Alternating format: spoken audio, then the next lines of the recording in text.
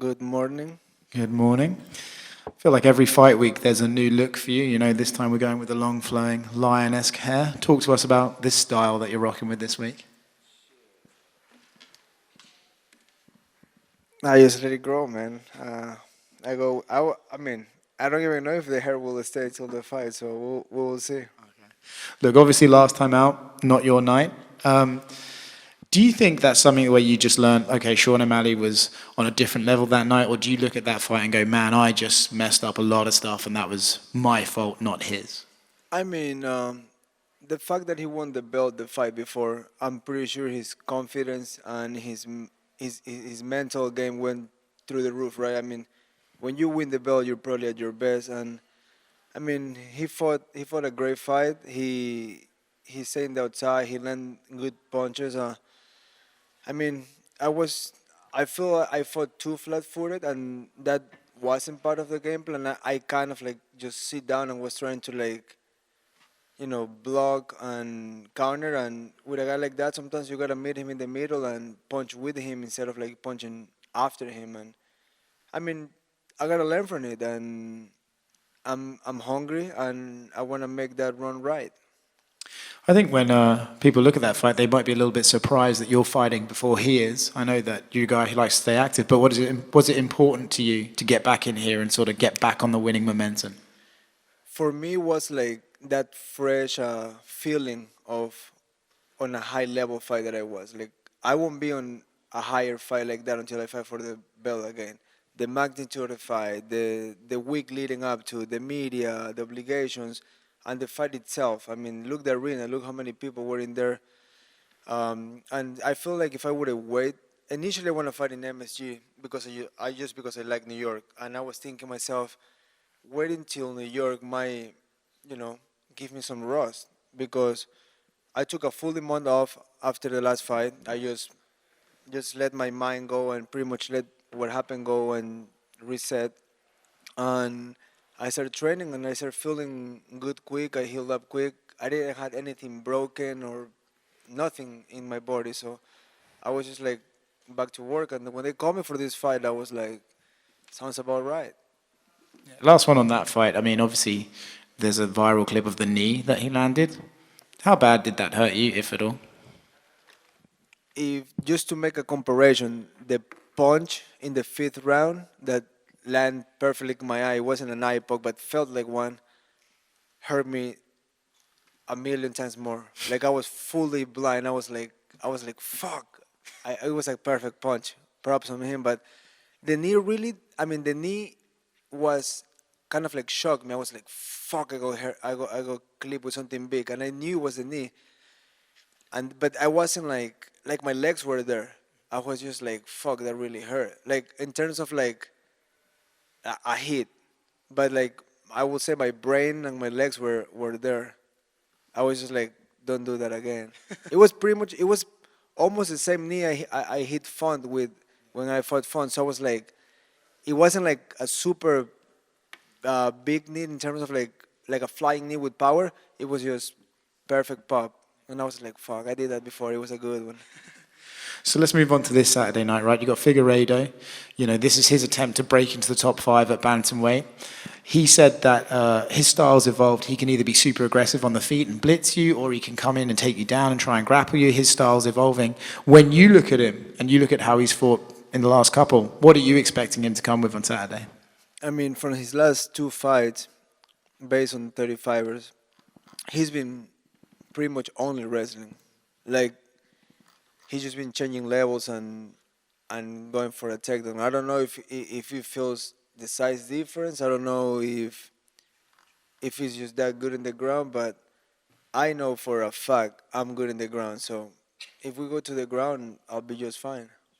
What does this win do for you, right? I mean, Figueiredo he's a former champion and he's clearly a fantastic fighter. But I feel like eventually when he loses at this division, people are going to be like, well, he was meant to lose, he's undersized, you know what I mean? But do you look at him as like, no, he's a champion level fighter. He could fight for the title in this division and beating him puts me over a former champion. I'm pretty much fighting for my position because I just fought for the title. I could, you know, I can win two fights and fight for the title again, and we know how this works. It's almost like a, in some ways it's like a popularity contest. It's like the fans pick who they want. So if I get in there and fight the way I like to fight, I'm right there. Chito, hi. You had mentioned how he's been using his grappling since moving up to 135. Do you feel like he felt that the power is different at bantamweight, and do you plan on showing him that? I mean, it could be. I can be 100% sure because we gotta be in front of each other. But he fought. I mean, I would say Fun is a big puncher. He don't have too much speed, but he's a great puncher. And in Garban, he's really fast, but it seems like he haven't been able to put it together lately. So, and he's been shooting a lot. He's shooting a lot in those two guys. So I work a lot of wrestling and grappling just in case, but I would say I would normally do the same amount of grappling and wrestling. I just emphasize more in some things that I would like to show if we go to the ground. And then people have been making a lot about him spending that 1 week with Khabib. I mean, you had mentioned that it's only 1 week, so he can't possibly be learning a lot, but I'm sure he's had discussions with him. That being said, do you feel like he's going to try to take it to the ground with you as well? Fuck. Yeah, Khabib. That's cool. Yeah, I mean, he can try to hump my leg, but I'm gonna slice him open with the elbows. I mean, I'm, even if he's a 3 months with Khabib or a year with Khabib, I don't give a fuck. And something that people have often criticized you about was kind of the slow starts. This is a 3-round fight, not a 5-round fight. So what do you think you have to do? I mean, Figueiredo's usually aggressive, whether it's with his grappling or striking. What do you feel like you have to do in this fight? The thing that, I mean, I would take that blame on me because, every time we're warming up in the locker room, I just don't like to warm up. I'm almost like I'm fine, like almost like a bar fight. Like I just sit down, do a little movement, and then few jumps, and then I'm like, fuck it, let's go. But this camp, we emphasize like just have a real warm up before sparring, like hit meets for real before the sparring, and it felt great. I was, I was like, fuck, I've been doing this for 10 years, and I just start warming up before a fight, but that's blame on me because my coach always told me like I would recommend to warm up a little more. I don't know. Maybe you think you want to save your energy or whatever, or it just feel cool to go call in there. But this time I will warm up a little more. And it's pretty crazy how many pro fights you have. You're only 31. So how would you reflect on your career so far? And does that give you confidence that, you still have time to make another title run? Yeah, I mean I definitely have time, and if you see my record, I fought pretty much everybody in, I would say, in this new era, in the one before me, and I'm healthy. That's the most important part. Like, I mean, the way I live my life is pretty much made to be able to fight the hardest I can, and I'm feeling great, and I can't wait for Saturday night. And just one last one from me, a couple of predictions. First, Corey versus Umar. How do you see that one? I mean, Umar last fight, how tired he was after the fight, it was kind of like weird because that was a newcomer, right? If a newcomer get you that tired, I mean, Corey's an experienced guy. He's fought the best of the best. He fought for the title, for the Algy, for the Jan. I mean, he's been there for a long time, and he's been there under those lights. So we'll see if he can handle those lights, and if he can, good for him. And how about Sean O'Malley and Merab?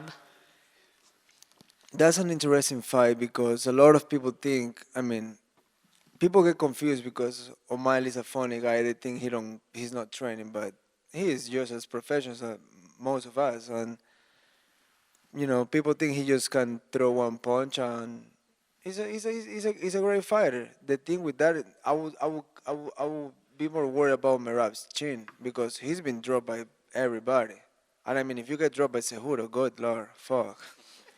That's a fucking 4-foot motherfucker right there. So, I mean, if you catch him early, the fight can be over. Thank you. You're welcome.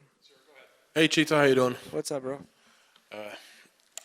We kind of had this discussion a couple of days ago, and what you said earlier is right. 24, 25 fights in 10 years in the UFC at 31 years old. Your career has been nothing short of absolutely stellar.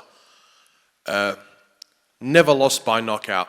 We've had Deiveson a few times throughout this week say, I am going to be the first guy to knock out Chito Vera.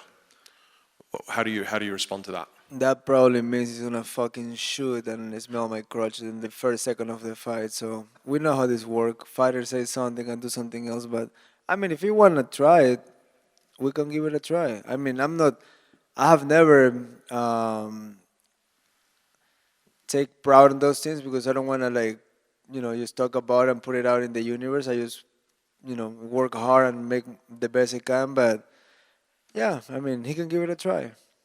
Thanks, Chito, and good luck. You're welcome. Thank you. Hey, Chito.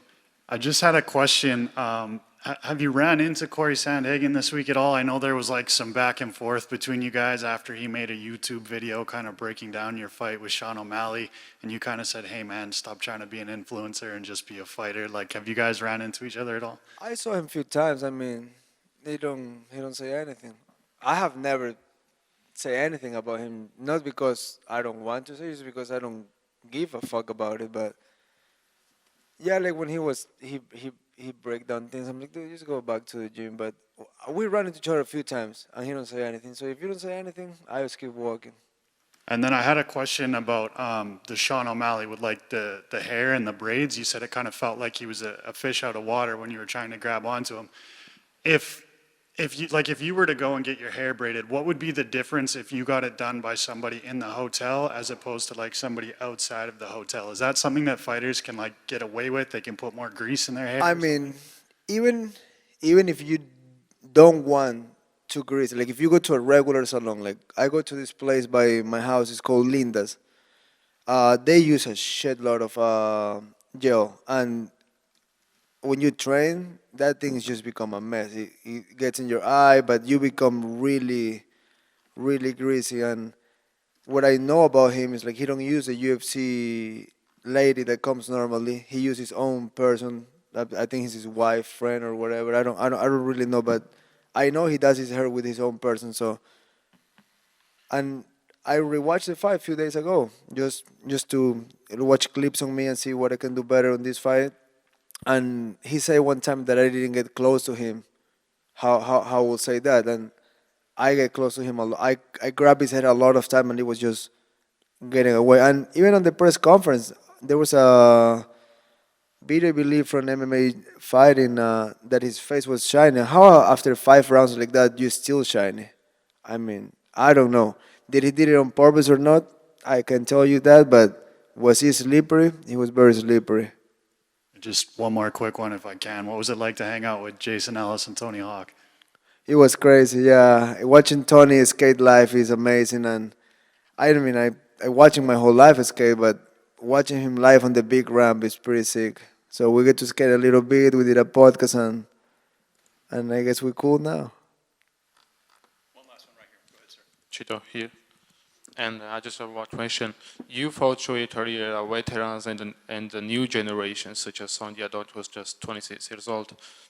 Can you tell us what's the difference between the old generation and new generation in MMA? I feel like back in the day, it was more like, I would say more specialists or more guys that, came from boxing or from grappling, and they stick to that. Now you got kids that start training at 8 years old, and they just go morning jiu-jitsu, evening grappling, the next day boxing, then they do it all. So they're almost like they just come like, with a new sim in the brain, like they just know everything. And then the sport gets started evolving. Like where I grapple back home is like there's 15-year-old kids that just tool me around, and I'm like, how that's possible? And they've been training since they're 3. So I mean, I feel like every year the competition gets harder and harder, and I mean, that's fun because, you get to push yourself harder and you get to see how far you can go. Yeah, just to follow up, is it much easier to fight the old generation?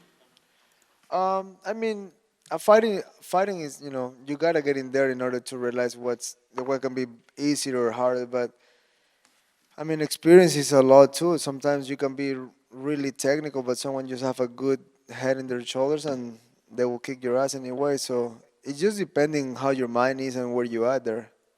Thank you. You're welcome.